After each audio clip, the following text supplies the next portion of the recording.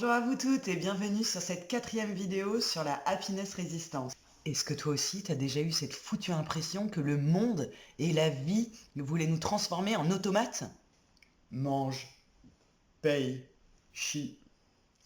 Un gros hug virtuel à toutes les nanas qui ont compris le clin d'œil.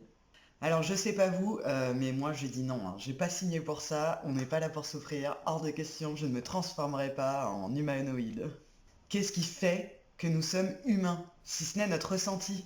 Qu'est-ce qui fait le récit de nos histoires personnelles, si ce n'est nos ressentis?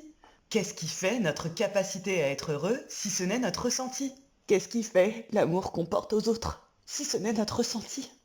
Ressentir, c'est vivre. En tout cas, voilà ma définition de la vie.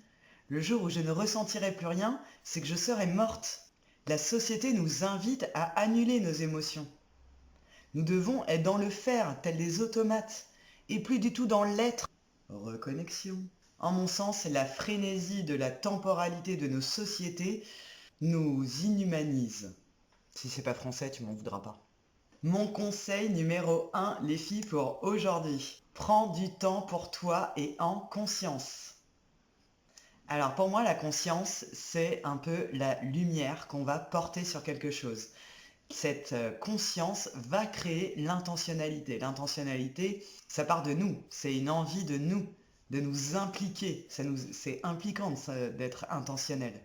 Mélanger cette conscience et cette intention, c'est nous permettre de voir plus de détails, de ressentir plus de choses. Ressentez, vivez, expérimentez. Ça peut être dans ta douche, en marchant dans la forêt, lorsque tu caresses ton chat, en observant tes amis, ton enfant qui est en train de jouer devant toi. Ça peut être aussi quand tu écoutes la musique à fond et que tu prends le temps de vraiment la ressentir. Ça peut être quand tu te permets de pleurer, plutôt que de garder la boule dans la gorge là. Ça peut être une conversation avec un proche dans laquelle tu vas davantage t'investir dans ce que tu ressens, ou même te délecter de l'odeur d'un bon plat. Bref, conscience et intentionnalité, ça s'applique à tout. Une fois que tu as pris du temps pour toi en conscience et avec intentionnalité, je vais t'inviter dans ce conseil numéro 2 à faire de l'ordinaire de l'extraordinaire. On a le droit d'être en joie même quand on est seul. On a le droit de se sentir pleine même quand on n'est pas abouti surtout. On a le droit de réfléchir pas comme toutes les autres copines et de sortir un peu des sentiers battus. Notre qualité de présence est essentielle à une vie rayonnante et expansive. D'ailleurs, si tu as déjà entendu parler de la loi de l'attraction ou de la manifestation, c'est la base de toute chose, conscience et intentionnalité. Le livre d'Edgar Tolle, Le pouvoir de l'instant présent, est une pépite que je te conseille à lire plusieurs fois tout au long de sa vie parce que nous évoluons avec le temps et que nous n'irons donc pas forcément les mêmes choses. Mettre de la conscience sur des petits moments simples te permettra de multiplier tes petits moments de bonheur.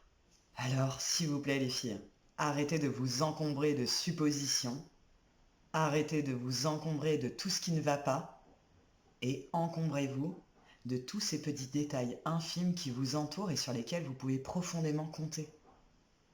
Et comme toujours, ne me croyez pas, faites-en l'expérience. En gros, ma poule, mettre de la conscience et de l'intentionnalité dans sa vie, c'est vivre à une fréquence émotionnelle beaucoup plus haute, beaucoup plus fréquente.